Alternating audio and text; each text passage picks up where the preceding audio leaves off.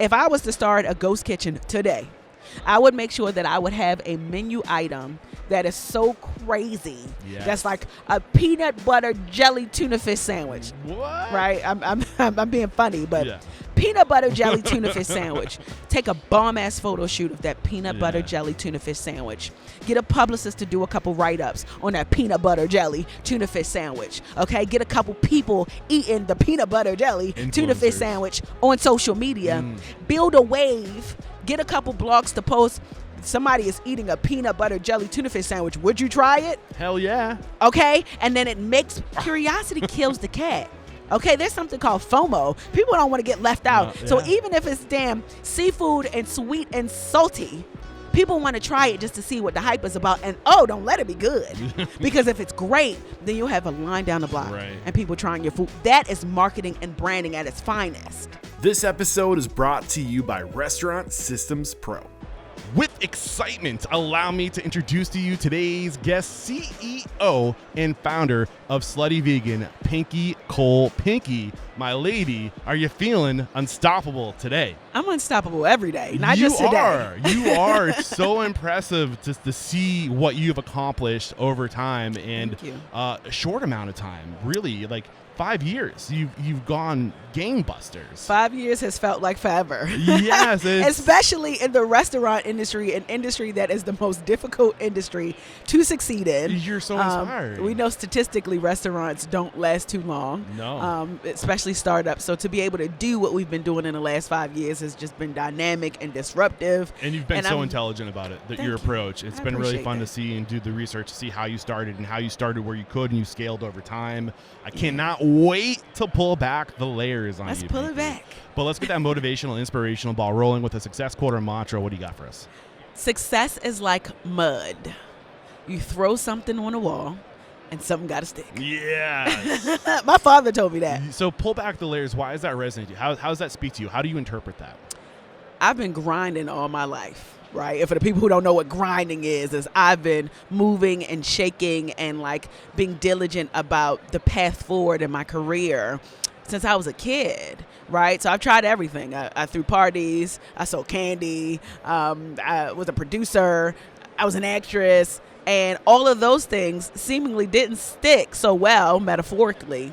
But they end up doing exactly what it was supposed to do, and that was Slutty Vegan. So anybody who's listening to this who is an entrepreneur, all you got to do is be persistent in your pursuits. And as long as you are consistent and persistent in the things that you want to do, something got to work. Yeah. It's all about the attitude and the diligence and the confidence behind the thing that you're doing that will eventually manifest itself to something successful. So in all of your other pursuits that didn't work out, did you learn more about yourself? Absolutely. What did you learn about yourself by figuring out what didn't work? Every day I learn something about myself. I learned that I don't know what I'm doing.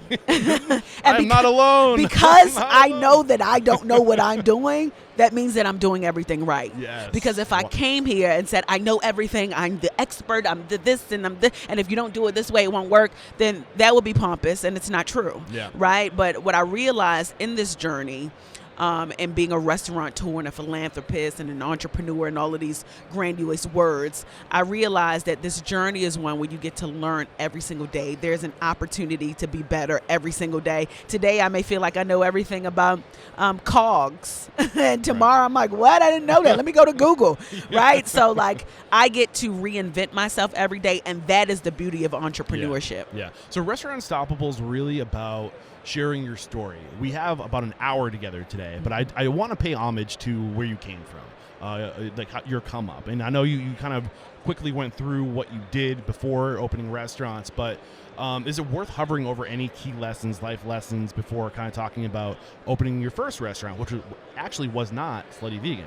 No, my first, well, it actually goes way before Way that. back. Okay, well, take us back to where it makes sense to One start. of the biggest life lessons that I've learned is don't do anything illegal because you'll go to jail.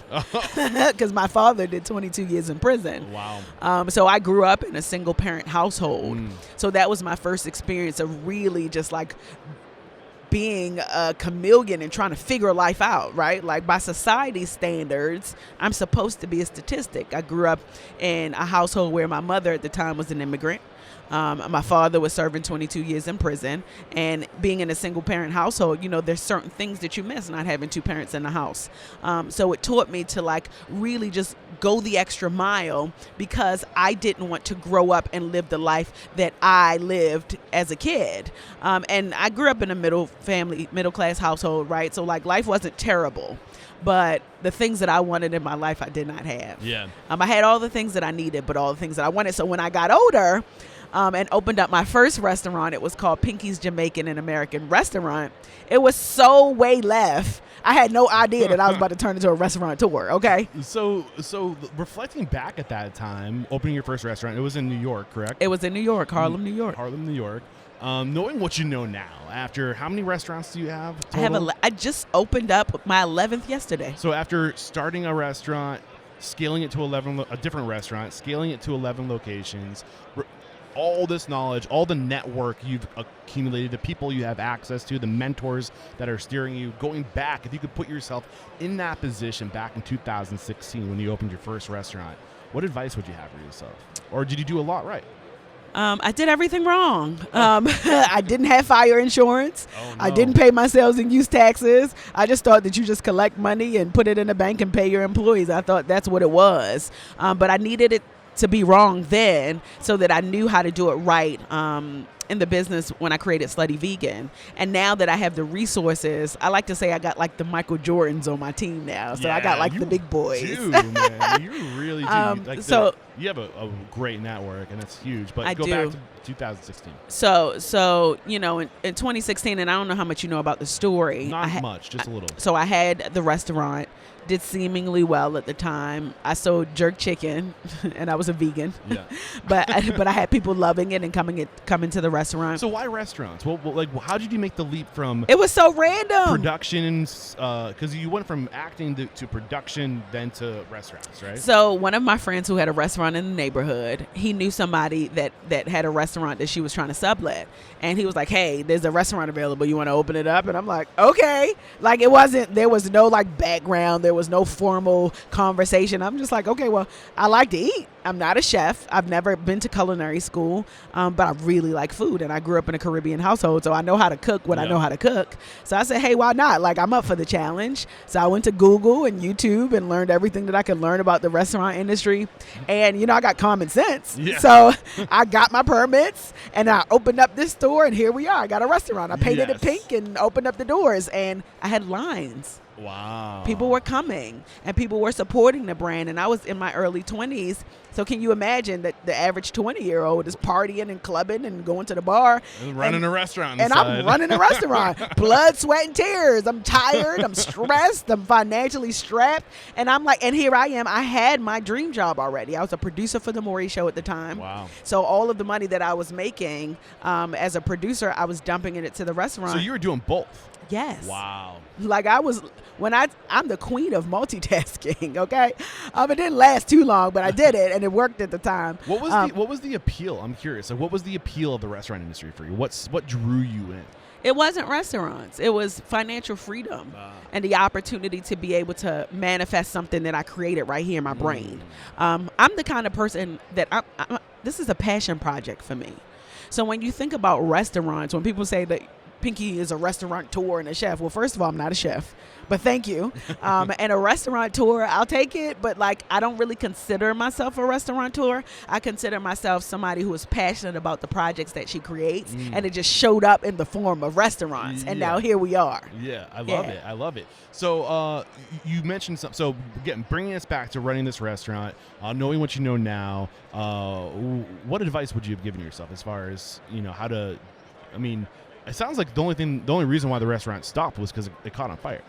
I had a grease fire. Yeah. So you didn't have insurance. I think, is that a big lesson? I didn't have fire insurance. When there are people in the world that say, I want to be an entrepreneur and I want to start a business, but there's so much that come with starting a business. And it's not just getting an LLC, right? Like, especially if it's a restaurant, you got to get an LLC, you got to get your permit, you got to get liability insurance. There's so many things that's so overwhelming. Yeah. And unless you truly do the research, you don't understand it until it's too late. Yeah. And I didn't understand until it was too late. But I like to call it very expensive school. right? I went to the Harvard University of Restaurants because what I learned is you got to have your business in order. Yes. It's not enough to sell food and people like the food and they give you 5-star reviews if when you lift up under the hood, right, the car don't start. Right. And my car didn't start when you lift up under the hood, right? That's important. So now my car starts, okay? My car is booming, oil changes, tune-ups. I'm metaphorically speaking, obviously. I love it. But I needed that to happen early on. I'm going to do a little selfish plug here because I recorded an episode with an insurance broker for the restaurant industry that we went over all the different types of insurance our restaurant needs. Mm-hmm. So if you guys Google search Restaurant Unstoppable Insurance, I'm sure that will pull up the episode. I can't remember what episode number it is, but it's a huge lesson. And so many things can happen in the restaurant industry. And when you're a day-to-day business, you can't take a week or a month or a year off to fix things. You need to have that insurance. You need security In real time. Yeah, it's super important. Yes. Any other lessons in your story before we transition to Pinky Cole's? Team. Not Pinky Cole's, Slutty Vegan. Pinky Cole sound like another restaurant. That I does like sound it. like another restaurant. I like it. Maybe it's your next one. Right. There's so much importance in finding the right team. And early on in my career, I didn't put an emphasis on finding the right team. I put an emphasis on just finding bodies to just be present, and I could build the team when they get there, right? And now when I look back at the full picture, I realize that in order to be successful in the restaurant industry, you have to work smarter, not harder. Yes. So I was hiring people who did not have the same mindset or ethos that I had. I was bringing in people who simply just wanted a paycheck, that did not have a growth plan in my business, and it reflects in how they show up in your environment. And now when I identify people to be a part of my company, it's very important that we're like-minded, that they believe in the mission, that they want the things that I want, that they have dreams and goals, because it's no longer just about my dreams, right? You got to be able to bake yourself inside of the dream so that you can see the end goal for yourself as well. So finding the right team has been like one of the biggest lessons. I used to find people on Instagram. I don't so much do that. You had a full-time job too, so it wasn't like you could be there to, shape them into the person you wanted them to be either. You kind of had to trust that they would just do it. You had to trust, but trust is a fickle word in the restaurant industry. I was trusting people that was stealing from me early on in my first restaurant, and I'm like, this is what trust looks like. But it gave me the opportunity to learn what to do differently if I was to ever do it again. And I did it again, and it was called Slutty Vegan. So the fire happens when?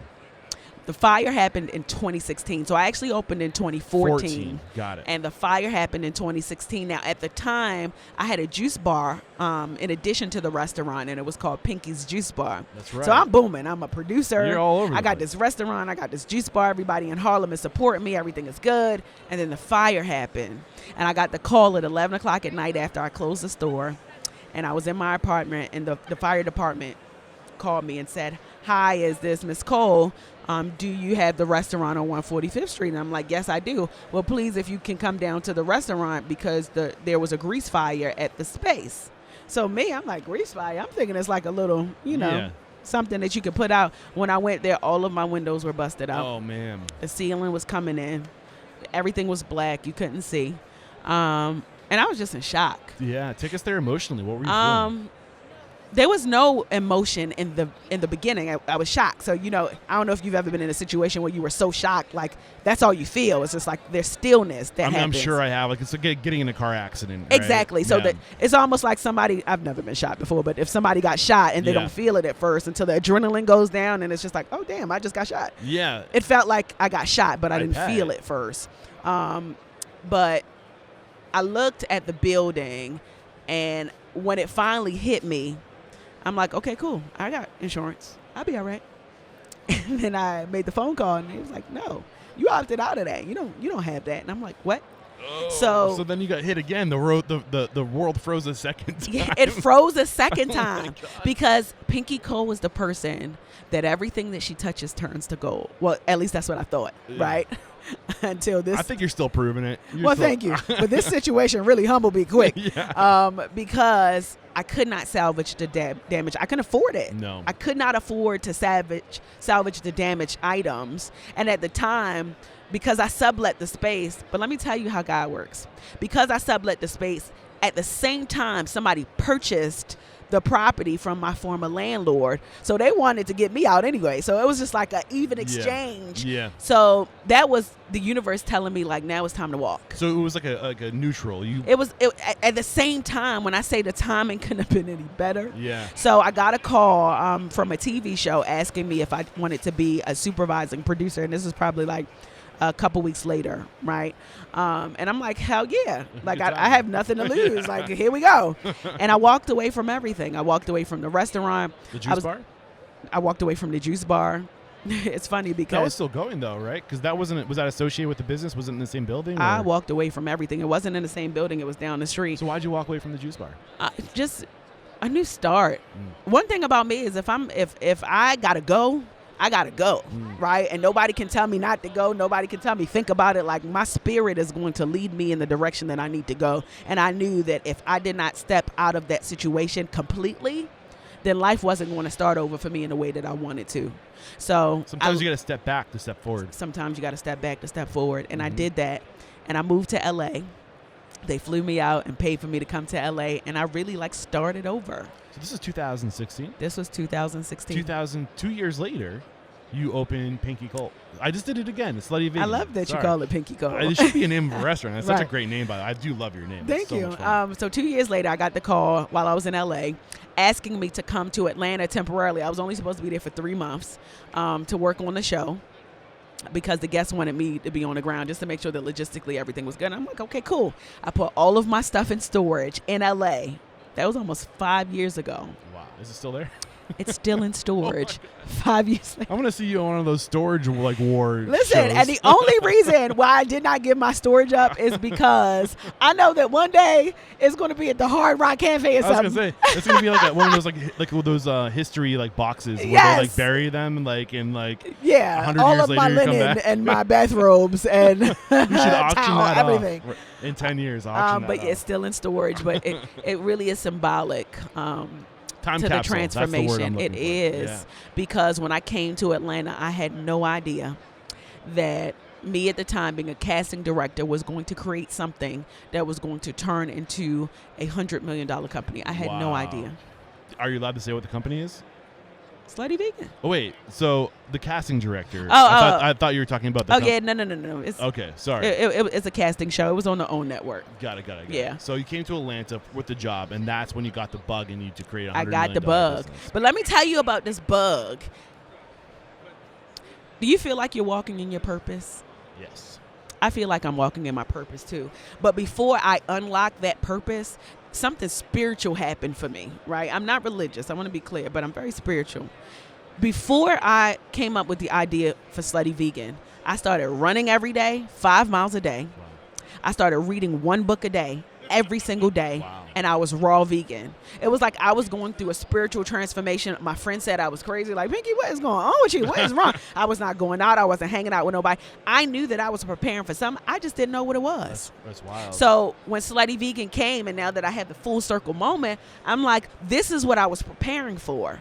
This is what I was getting my mindset ready for. The most difficult pieces of the business, I was already preparing for because I was doing it running. Have you ever ran 5 miles every day? That shit is hard. Yes, I have. And It's I need hard. to get back to doing it. It is hard. That's why I'm not doing it anymore. I need to get back to doing it too. But it's difficult. Yeah. And reading, I was the sharpest that I've ever been. I was the fittest that I've ever been. And I felt like the universe was preparing me for something so great, and I needed to be mentally able to handle it. So when I came up with Slutty Vegan, my friend, my closest friends was like, it's a great idea, but my mother, obviously, who knew what happened at the old restaurant, she was a little concerned. She was like, Pinky, you sure? Like, it was stressful. You sure you want to do this? And I'm like, I'm going for it. Yeah. And I had no idea that it was going to turn into what the world knows today. So we're going to take a break and thank our sponsors, and we're going to talk about how this vision for the Slutty Vegan came into your mind and how you started executing it after all the experience you had the second time around. I can't wait to unpack it. Keyword marijuana. Yeah.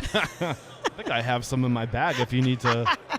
We'll be right back. We have to interrupt today's video to let you know that right now Restaurant Systems Pro is offering a no strings attached 60-day trial that will help you improve your systems, increase your profit, and find better work-life balance. All you have to do is click the link below. We're back, and you kind of just set us up. You're in Atlanta. You have this something going on spiritually where you're feeling like you're getting ready for something. You're exercising, you're eating right, you're preparing yourself mentally with books. And then when did Slutty Vegan come into your mind? Like, take us to the moment where you had your aha moment or like, this is what I want to do. So let me tell you this piece of the story that I really don't tell a lot of people. So there was a concept idea that I came up with prior to Slutty Vegan. And I had 2 potential partners. It was one of my mentors. And there was another guy who wanted to be in a partnership. It was 3 of us. Nobody will rent us a space. It was going to be called Pinky's Jerk, right? We were going to be selling jerk chicken. I was vegan at the time, but we were going to have vegan options. That's what you know. Yeah, that's what I know. Yeah. So they were going to be my partners. And for some reason, nothing would manifest itself. Like, nothing would work out. You ever do something and it's like, nothing is working out? I'm like, what all the speed bumps? Like, what is going on? And my first partner, she pulled out. And she said, and she is like a guru in the restaurant industry. She has restaurants, she got franchises. She went on Shark Tank. She's just like the GOAT, right? So she pulled out. She was like, it's not the right timing. I don't want to do this right now. And then my other partner, he just didn't feel confident about the concept anymore. So he also pulled out. So it was just me, myself, and I. Yeah. So I'm How do you feel? Bring us to that moment. What does it feel like where you think it's going to happen? You have these amazing partners. You're flying on like, whatever is that, cloud 9, whatever the expression is. They pull out. Like, what's going on emotionally? What's going on internally? I'm like, screw them. To be honest, I love them, by the way. Yeah. But I'm like, I'm gonna show them. Like, one thing about me is if people deny me, tell me no, tell me I can't do something, to put a battery on my back.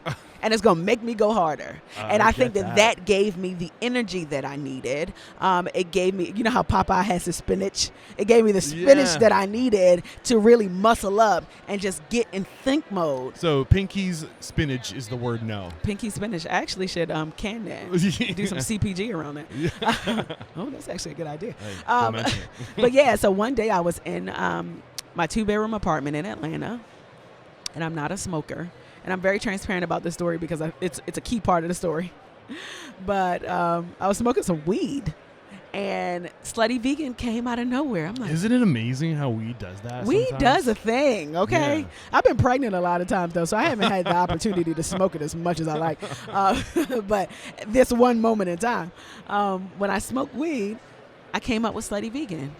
And it was such a light bulb moment. It wasn't like how sometimes you come up with an idea and there's so many prefaces to it. It wasn't that. It just came out the sky. Sometimes the simplest forms of ideas are the ones that work the best. The name, the concept, everything came to you all at once. Just came to me. So I called my best friends and I'm like, what do you think about this? And they was just like, oh yeah, we love that. They like that. That's it. So we were playing with some other names. Yeah. Because I knew if I would have named it Pinky's Vegan, wouldn't nobody come. And you can have so much fun with the brand, too. Yes. You do have fun with the brand. Remember, I am a producer. Yes. So I said, I worked at the Maury Show, for God's sakes, right? So I'm going to take my producer energy and the wild and crazy and put it in a concept that's going to make people pay attention in the raunchiest way, but also educating them at the same time. Okay. So what's the education? That you can reimagine food in a way that you've never done it before. Okay. And for you, that was vegan. That was veganism, but in the very beginning, that's not what it was. What was it? It was what it was once you start to peel back the layer, right? But when I came up with the concept, it was really an internal problem that I was trying to solve. I was tired of eating Chick-fil-A fries and a side salad as a vegan because that's the easiest thing that you can get. Yep. And I wanted some vegan food on a late night, and the late night. Every late night, there's amazing vegan restaurants in Atlanta, by the way, but late night came and I was hungry. And Slutty Vegan was the solution to that problem. But I didn't realize I was solving a universal problem because there's so many people who are vegan, vegetarian, flexitarian that want to eat better on a late night.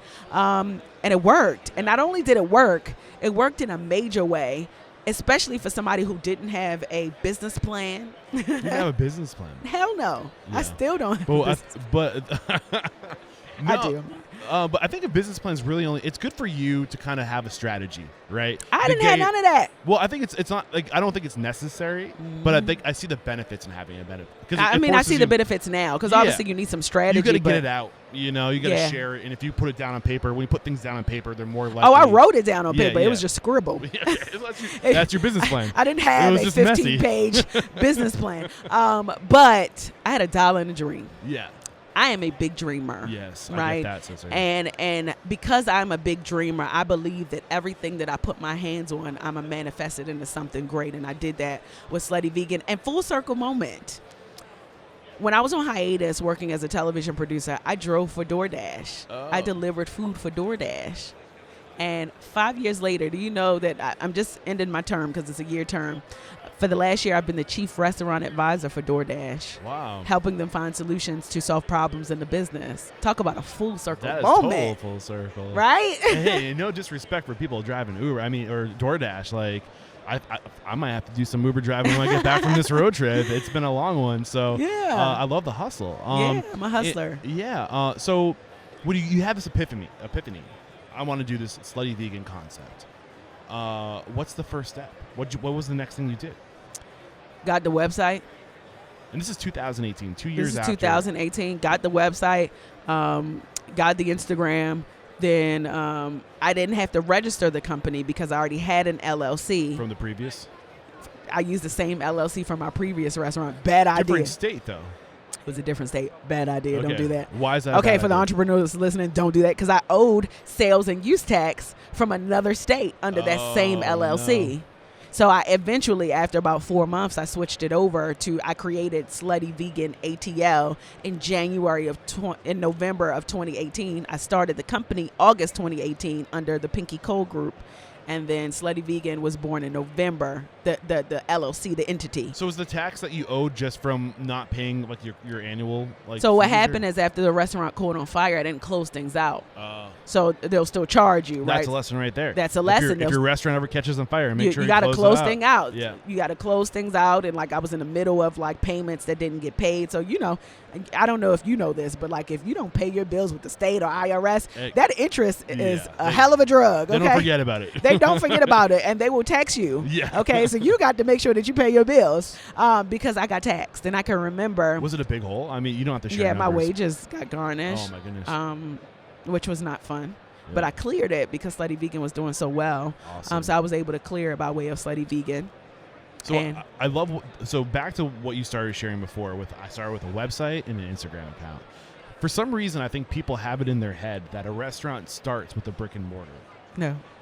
And you're doesn't. living proof. That's why I'm so excited. You're living proof. The path you took is, I think there's many different paths to get to success. It all depends on your strengths, your weaknesses, your values, your vision for yourself. But the path that you took is the path that I would take today if I was opening a restaurant. Yeah. Start where you can. Yeah. Start small. And you were doing ghost kitchens Yeah. before Before it got cool. Before, like, did you even know, like, how'd you know to start with just delivery only? Because when I was driving for DoorDash, I learned about ghost kitchens in LA. LA was like the first market that I knew of that was doing it. So I went to Atlanta and went to a prep facility, and they're like, well, we've never heard of this. I'm like, I'm telling you, I've seen it in LA. This is the future. I had a vision, damn it. Okay? And that was in 2018. Yeah. And I literally have built a phenomenon off of ghost kitchens. Yeah. And now it's funny, as I evolve in business, I'm trying to go back to square one to the original model that made Slutty Vegan what it is. I mean, you don't have to worry about the overhead. You know how much overhead?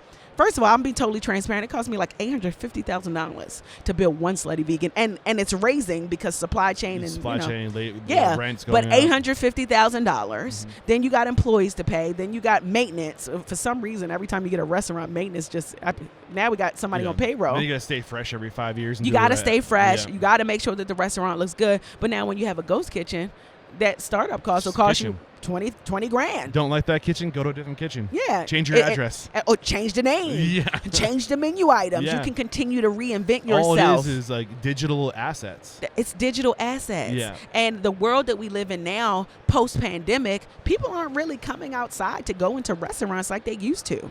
Right? Like when we were in the heart of the pandemic, everybody wanted to be outside, of course, right? So that was like the peak of Slutty Vegan. But at the same time, I don't think people are still, like, people aren't going out like they used to, but I don't think full service dining is going away either. But I don't think it's going away. There's a hybrid. Yes. Right? So there's like a 80-20. Yes. So 80% of the people are still going into restaurants, but there's that 20% that you can capitalize on. Ghost kitchens aren't going anywhere. They're not. Yeah, but I think that there's like, as we go into the future, there's just going to be so many more options, you know, Yes. so that we're just diversifying. So many more digital options. And for all the entrepreneurs that want to get a brick and mortar, like start with the ghost kitchen first so that you can test it. You need proof of Yes. concept. Yes. Okay. When you have proof of concept, then you can open. I'm not telling people not to get a brick and mortar because I have brick and mortars, Yeah. right? But test your concept That's not your first. starting point. Yeah, see if the people love it. See if you can make it go viral, because you can still have a presence, a marketing presence, and not have a storefront, So- and make your stuff go viral, and then everybody's talking about it, and then you put one in LA or Chicago or a big city, Yeah. so let- that everybody can go to it. Let's unpackage this a little bit. What are the key ingredients to starting a successful ghost kitchen as far as the approach, the branding? Marketing, Okay. So marketing. what's the first step? Social media page. But when it comes to, what about branding? Branding is marketing. Yeah. Marketing is branding. Yep. Right? People get so like convoluted with the terms. Like that's all it is. Like you create something that's so disruptive, and it don't have to be disruptive. Doesn't have to be wild and crazy, but whatever your disruption is, it has to be that to make people pay attention. So I'll give you Yes, a clear example. juxtaposition. Exactly. So if I was to start a ghost kitchen today, I would make sure that I would have a menu item that is so crazy. Yes. That's like a peanut butter jelly tuna fish sandwich. What? Right? I'm being funny, but Yeah. peanut butter jelly tuna fish sandwich. Take a bomb ass photo shoot of that peanut butter Yeah. jelly tuna fish sandwich. Get a publicist to do a couple write-ups on that peanut butter jelly tuna fish sandwich. Okay? Get a couple people eating the peanut butter jelly tuna fish Influencers. sandwich on social media. Build a wave. Get a couple blogs to post. Somebody is eating a peanut butter jelly tuna fish sandwich. Would you try it? Hell yeah. Okay? And then it makes curiosity kills the cat. Okay, there's something called FOMO. People don't want to get left out. No, So yeah. even if it's damn seafood and sweet and salty, people want to try it just to see what the hype is about. And don't let it be good. Because if it's great, then you'll have a line down the block Right. and people trying your food. That is marketing and branding at its finest. Awesome. Thank you so much for spelling Yes. that out, Pinky. But the big thing that I was hoping would come out of that, and it did, is if you're creating a digital brand, it can't be Bob's Burger. No. Because Bob's Burger doesn't scream. Like, if you could be Bob's Burger if you had four walls and, like, people came in and the experience they got was something that was just crazy, because there's other variables to work with. But when you're dealing with a digital brand, it has to jump out at you. It has to be crazy. It has to pull you in. Let me tell you something. Bob can't cook burgers. Will make people pay attention.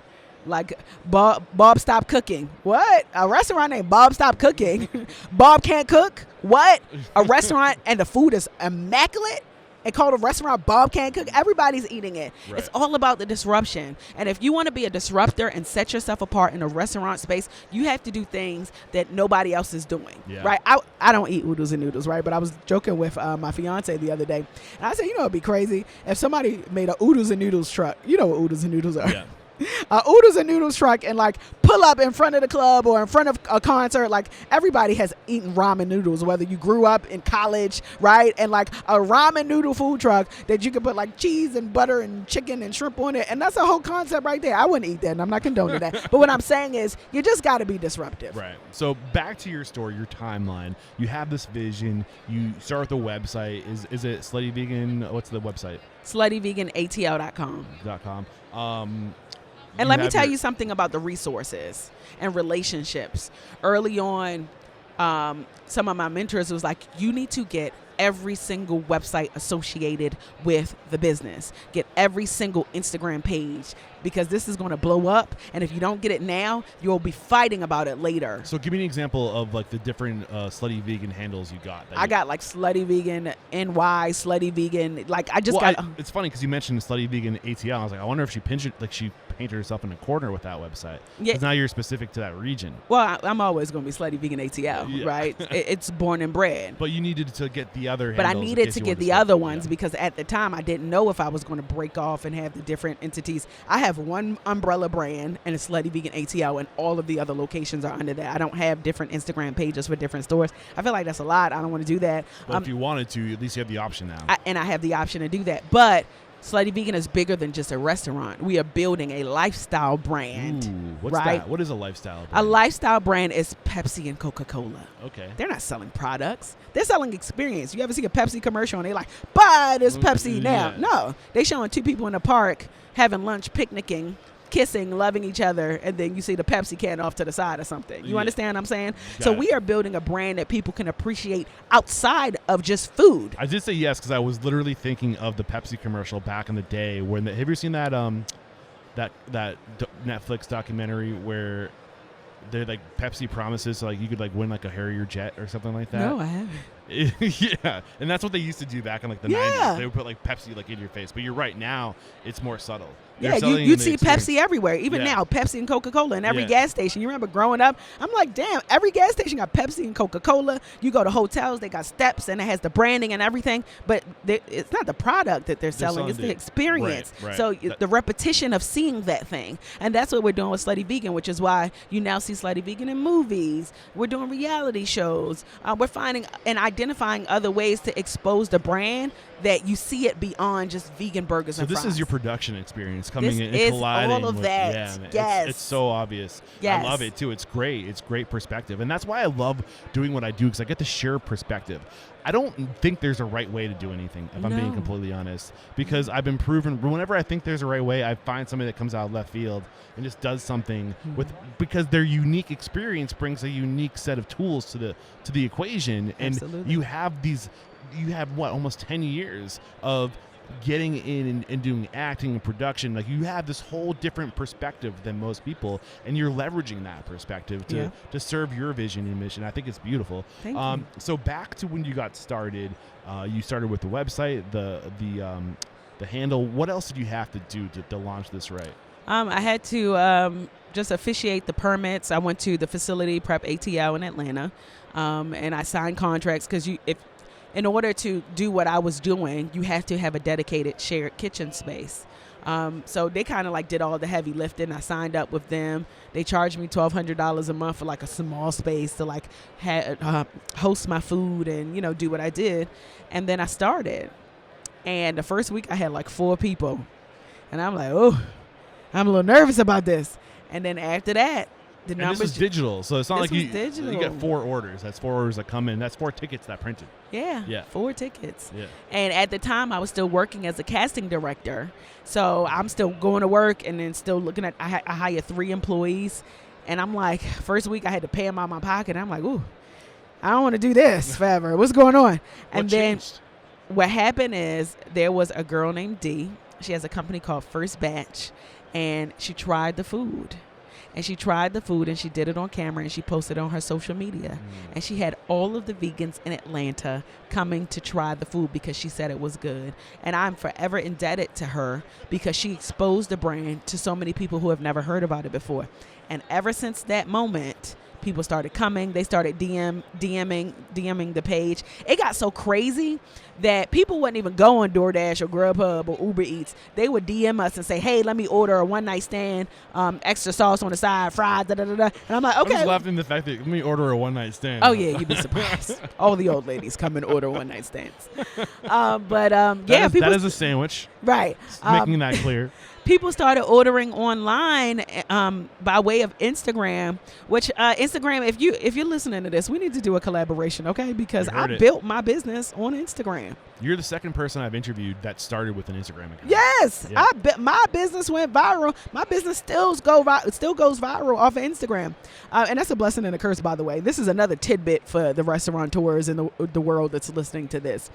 I can remember Instagram was having a couple of glitches, like 2 years ago, and Instagram was down for like a whole day. Wow. Do you know it affected my business so much? And I could have died because I relied on this social media platform so much to garner a new business, but I needed that to happen. Things always happen to me. I like to say when shit happens, you put policy in place.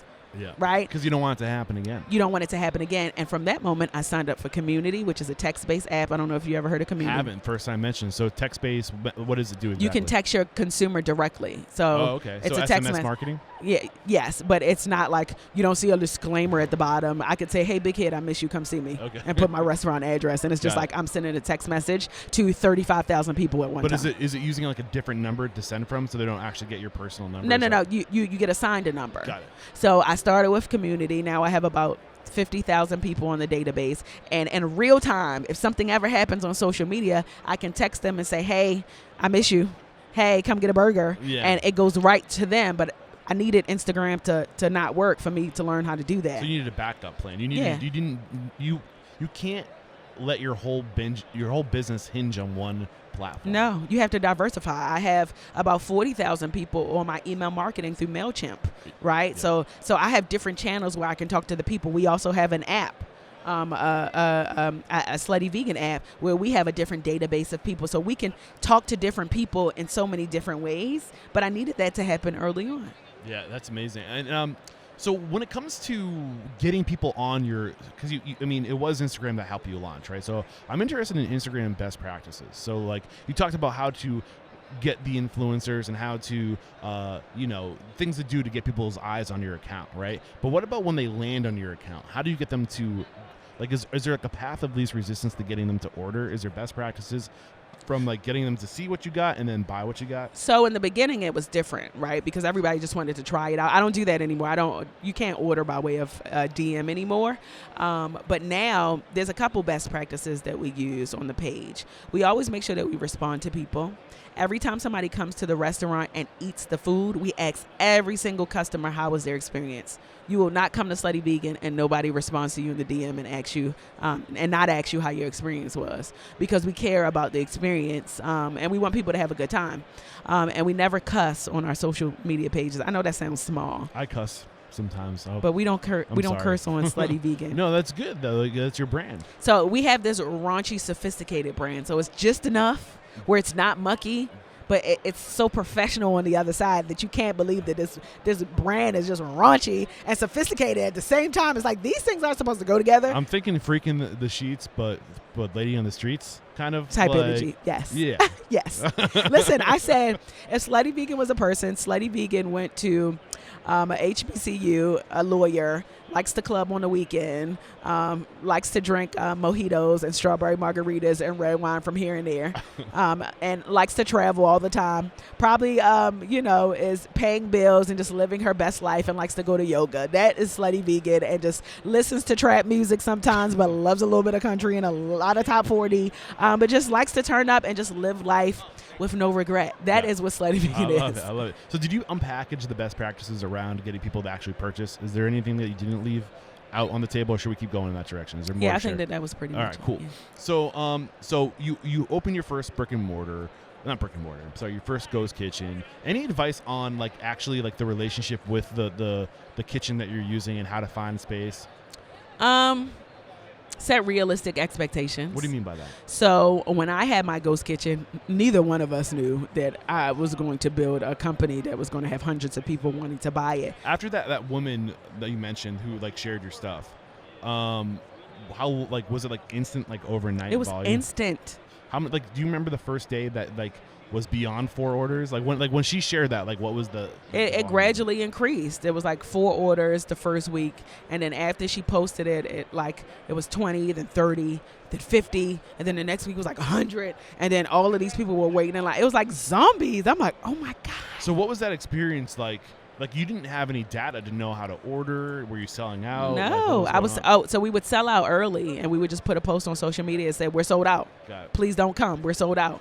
And it just kept getting crazy and crazier and crazier. And this was during a time where like veganism was getting popular all over again. So like the trend of veganism was happening. So like Beyonce was talking about going vegan. So everybody was like, okay, this is super cool all over again. And then there were so many people having these vegan experiences, and then Slutty Vegan came. Yeah. And Slutty Vegan, we didn't have salads on the menu. This wasn't the concept that, like, it wasn't really anything green. Yeah. But that was on purpose. Because when you think about vegan restaurants, historically, They're everything, super healthy. yeah, it's super healthy. And I'm not saying the Slutty Vegan is not healthy, but what I am saying is The bad girl vegan. it's a bad girl vegan. Yeah. Yes, we are meeting people where they are. Yeah. On whatever step of the journey that they're on. We're not telling you, like, if you don't go vegan, you're going to die. We're not telling you that. But we're also telling you that if you are in transition mode, this is the perfect place for you to Yeah. come to, so that you don't have to compromise what you normally like. Yeah. And that's why it's And if worked. you're feeling a little wild on a Friday night and you Then want to have you some come fun. get this sloppy toppy Yeah. or this menage a trois. I love it. And that's a burger, guys. So you weren't in the Ghost Kitchen for a long time before you had a food truck? A month.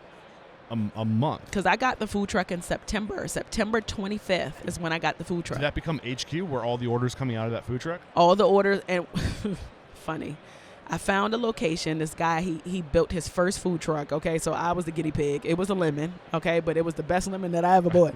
And for those who don't know what a lemon is, it was barely working. But he let me pay in increments to pay the truck off.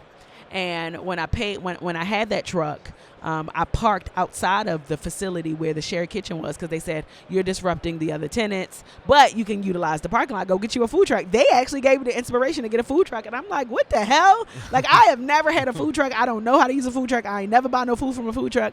And when I got that food truck, I posted up in the parking lot, and it just shot through the roof after that. Yeah. And I think food trucks, I think a lot of people think that food trucks are a good transition to brick and mortar, but it's a lot of logistical work. And your restaurant's not going to break your restaurant's not going to break down. It might catch on Food fire. trucks are really hard. Let me Yeah. tell you why I like food trucks, because you can make a lot of money with little overhead. Like, I make a lot of money on the food trucks. Yeah. So I think it's great because, yes, you can make good money. But I think where I was going with the train of thought was that I think the best value in a food truck is getting your brand out there. Yes. It's a marketing. It's a great With marketing the food truck, you got to go to the people. Yeah. I don't know. Sorry, go ahead.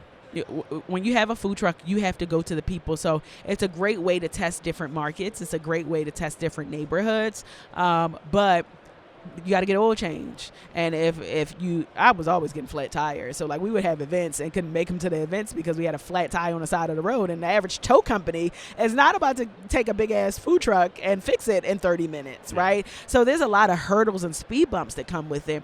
But it was really a good segue into the restaurant industry for real, because I was having 300 to 500 people standing outside. But I think people do think that the natural, some people think food truck then restaurant, but I would argue to do what you did, Ghost Kitchen, maybe pop up, food truck, restaurant. Then restaurant. Yeah, and it's like, and as cash flow increases, that's what's determining your growth. Yeah. Can I afford it? Yep. So, and that's what I love about you is, like, you just started where you could and you let the cash flow determine the growth. Absolutely. And so how long were you doing the food truck before you opened your first brick and mortar? It wasn't long. So I got the food truck in September of 2018, and I opened up my first brick and mortar January 13th, 2019. And how that happened is I got a DM.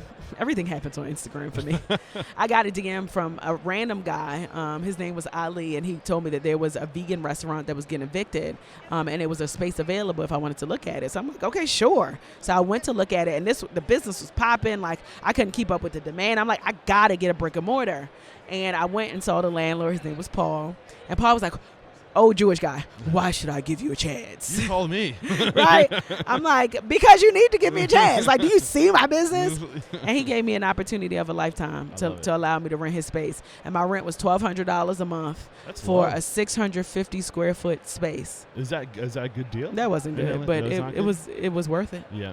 Worth every penny. Yeah. Because I was making that in the first hour. So what did you learn, like, through, like, forcing yourself into this early extreme success? Was there a learning curve? Like, what were the hard lessons? Did you have, knowing what you know, would you wish you made different decisions? Legitimize your paperwork. What do you mean by that? I didn't even realize I was building a multi-million-dollar company. And there were people in the very beginning that obviously had a level of entitlement, which is natural. It's normal. People that help you build. Who else would have entitlement to your business? You started this thing on your own. Yeah, I mean, employees that are in the trenches with you. Gotcha. Right? I mean, it's just the name of the game when you have a startup like that. So they think that they own stake in the business? Exactly. Oh, wow. Yeah, when they're getting paid as employees. But I had to make sure that my paperwork was right, which I did, thank God. But obviously, I'm glad that I was protected, because if I wasn't protected, there would have been a war against my business. That's the first thing. The second thing is making sure that I had confidentiality agreements and NDAs in my business. People don't really think about that in the restaurant industry, but for a popular brand like mine, it was necessary. You know what I mean? Yeah. And not taking cash. So I was taking cash, and then I stopped taking cash. And I can remember, we in Georgia, right? So guns are legal, right? So my employees were walking around with like guns in their waist because we were dealing with so much money, cash money every single day, that we were afraid we were going to get robbed. And then I did get robbed. It was by an employee, I'm metaphorically speaking. And at that moment I said, no, we're not taking cash no more. And we went to credit before a lot of people were doing it in Atlanta. So credit only? Credit only. Wow. And that was like before anybody else was doing it. We're like, nope, we're not taking cash anymore. And people said that I was crazy. You are going to lose business because you are not taking cash anymore. Everybody doesn't operate with credit. And I did it, and it did not change one thing about my business. You have a unique business target market where I think people who I think identify as like vegan are usually forward-thinking individuals. You said born vegan?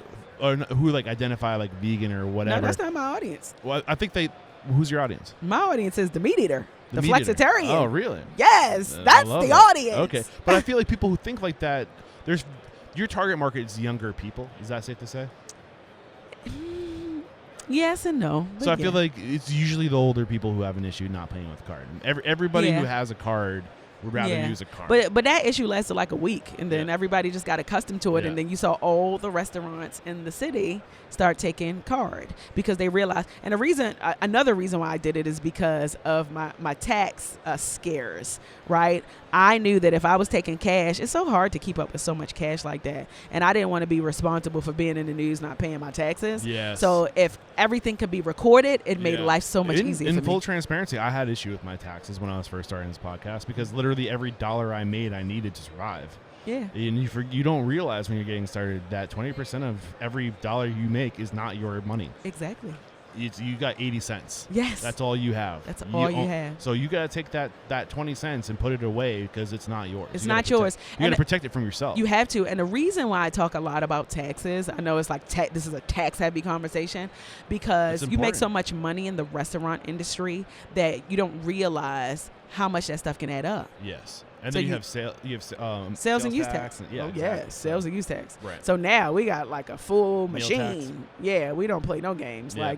Like that money comes in, it goes right back out. Like, and I'm happy. So you said paperwork protected, confidentiality, and taking cash. When you say paperwork protected, what do you mean by that? Just making sure that you have the right legal team to protect you. Right. Okay. Like there's so many. Ways in which, in the restaurant industry, I'm learning this now as I evolve, people will sue you. Yeah. Okay, or they'll try to sue you. So as long as you are zip tight in all of your affairs in your business, you will be protected. Yeah. And I mean, like, you can't prevent it from happening because that's a norm in the restaurant industry. It just happens. Yeah. It's workers' comp claims. It's claims all over the yin yang. But just making sure that you have the right legal team to protect you in the business, then you'll be all right. Yeah. So Pinky is the keynote speaker today, so we have to respect her time. We're not going to be doing a full hour and a half interview, so I'm going to take our break now. We're not doing the speed round. We're going to continue to talk to you because I'm having fun with the conversation. We have to interrupt today's video to let you know that right now Restaurant Systems Pro is offering a no strings attached 60-day trial that will help you improve your systems, increase your profit, and find better work-life balance. All you have to do is click the link below. We're back, and I mean, the truth is we don't really have a lot of story to tell because you're 5 years into this, and you're exploding, and I think it's a testament to the model you chose. So you went to brick and mortar, you learned these lessons on protecting paperwork, confidentiality, cash, protecting your cash. What are the biggest lessons? If you could give us two more lessons that you learned that you would like to pay forward to the next generation of professional trying to achieve what you've done? I'm going to be totally transparent with you because I feel like I'm in a therapy session. I get that a lot. I don't know. Maybe I just make people feel comfortable. I don't know. It's a compliment, though. So a couple of weeks ago, I got this big 9-page spread in the New Yorker, right? So I mean, like, I saw it. The New Yorker, it's just like, you get a spread in the New Yorker, like, you've arrived. Yeah. The next day, I got the cover of Jet magazine, which is a big iconic magazine. And then the very next day, I was all over the news because I was getting sued for unpaid wages. Oh, man, that's right. So here I am. Remember, I told you I'm the person that everything I touch turns to gold. And I only operate with integrity. I believe that people deserve to get paid if they work.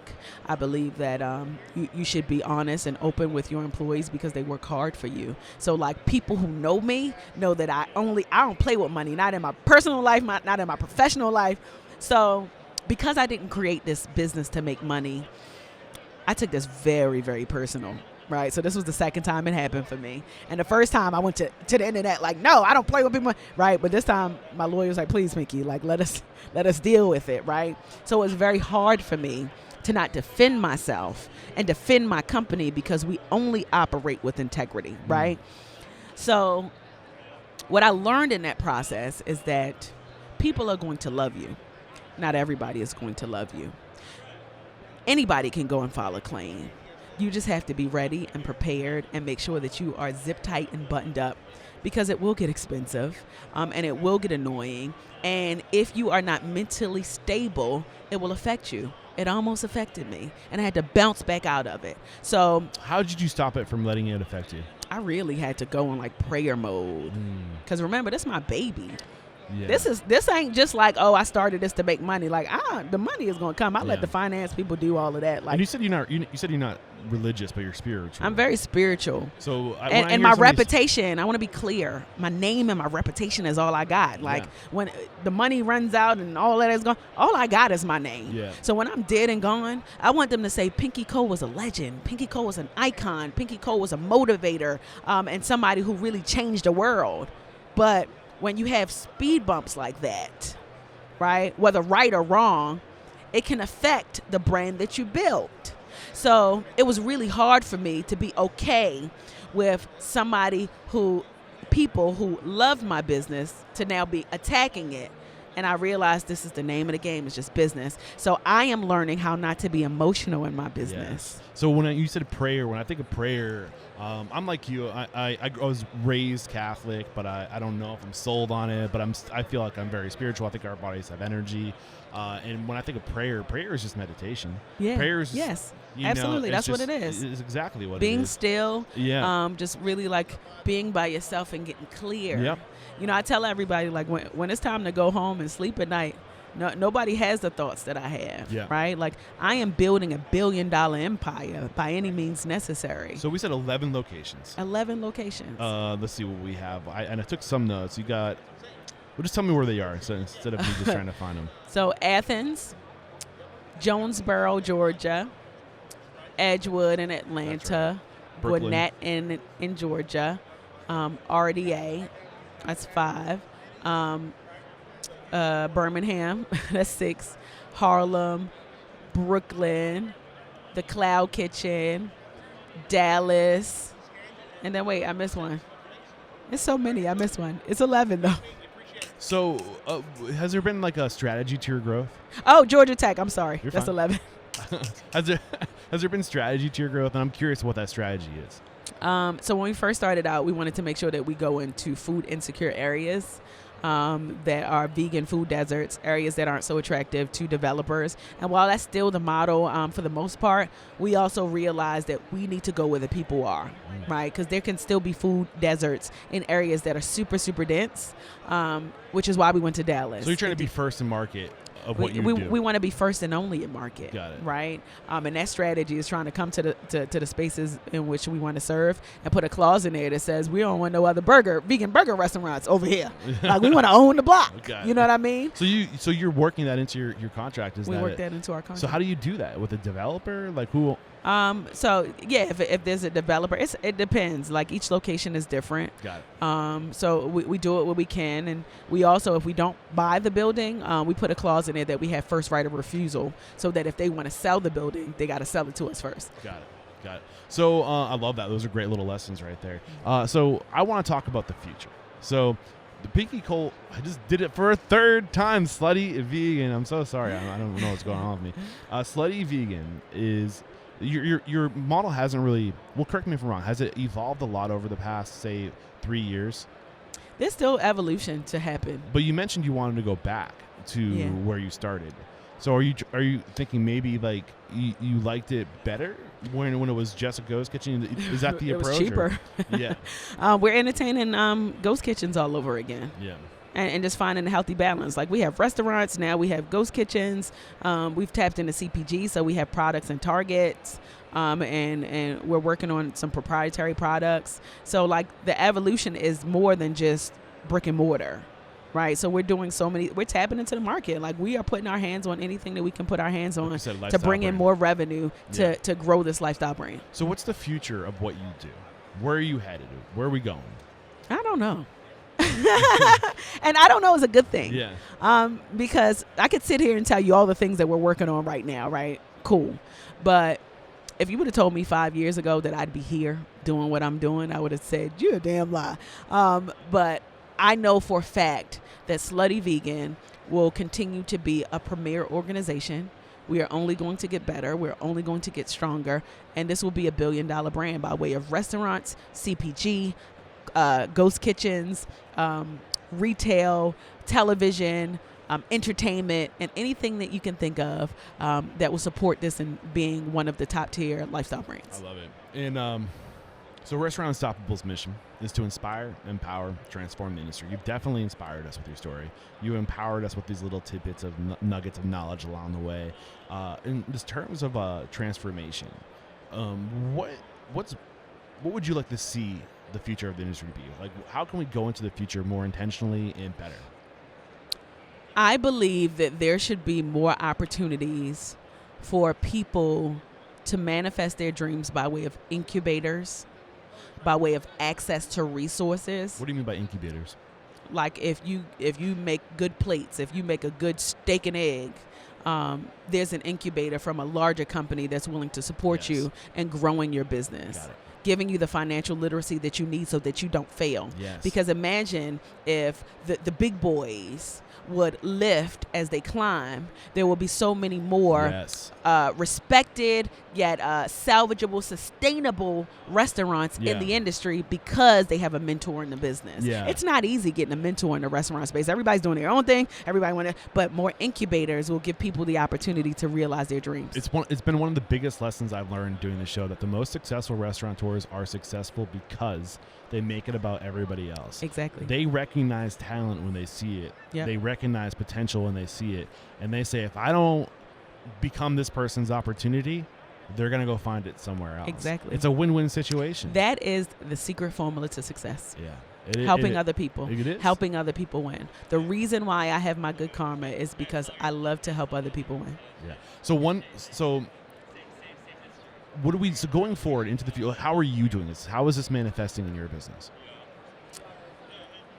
Grace. Like, business has been really, it's been 5 years, right? And 5 years as a startup company and still doing well and growing year over year is kind of unheard of. So to be able to do that with the resources that we have, and we keep getting better, I've gotten more mature in business. I have gotten more clear in business. And my intentions are changing for the right reasons. Like, I'm very intentional in everything that I do. Back in the day, it was just about making sure that the customer was happy. Now I want to make sure that the internal customer is happy. And that's my employees. Does Danny Meyer help with that? Yeah, he does a really good job at that. So but he's one of your mentors. Yeah, he's a cool guy, man. Like, he's so I see why he is where he is. Yeah. Because he does what he says he's going to do. He's a very smart guy, very calm and peaceful. But I admire him for the work that he's done over the years. Yep. And his organization is just so zip tight. Like he's the man. Yeah. I mean, And the only if reason you why say something bad about Danny Myers, you got a problem. Right. The only reason why I said it is because enlightened hospitality is all Yeah. about starting with the employee. Yes. Pinky, is there anything we did not cover? Anything that you think you can offer unique perspective advice to before we say goodbye? Take the risk. And I'm specifically talking to entrepreneurs who are just getting started, trying to figure it out, don't know if this concept is going to work. You got to take the risk. Those who take chances make advances. And I am a true testimony to the fact that you can be from humble beginnings. You don't have to have the silver spoon in your mouth. And you can have a good idea and make it work as long as you take that risk. I love it. I've been taking risks since 1987. Yes, yes. And here I am. So you could do it too. You're doing a great job, and it's been so much fun to share your story and to learn from you and to make an example of you. We wrap up every chat by calling somebody out. That's really what I want to steer the show. I'm pretty sure Derek called you out. That's one of the big reasons why we're sitting is he led us to you and what you got going on. And who do you respect and admire in the industry? Somebody who's doing a great job, and you're just like, holy cow, if this person shared their biggest secrets, I would absolutely listen to that episode. In the food space? Yeah, in the restaurant industry. Who do you respect and admire? Hi. In the food space, Slim and Huskies. Slim and Huskies. Where are they based? So they were born in Nashville, but they have about 11 locations, 3 college friends, and they really just built a really dope piece of business. And I like them because roundaway guys, but very like meticulous with their business. And they're having a trajectory like Slutty Vegan is. Yeah. So they're doing well. Oh, I got another one. Give it to me. Turkey Leg Hut is a good one. Turkey Leg Hut is based out of Houston, Texas. That's Turkey Leg Hut? Turkey Leg Hut. Got it. So obviously I don't eat turkey legs, but they built a community around their business. So they got lines down the block and very respectable. You know what's the coolest part about the restaurant industry now? Restaurateurs are like the new celebrities. It is. And you know what? Sorry, finish your train of thought. I don't want to cut you short. Yeah, restaurateurs are like the new celebrities. So like you could be a restaurateur and be like popping and like people love and respect you, and it's more than just food. So those are people that I would say. The point you just said right there is the reason why I think the restaurant industry is going to change the world.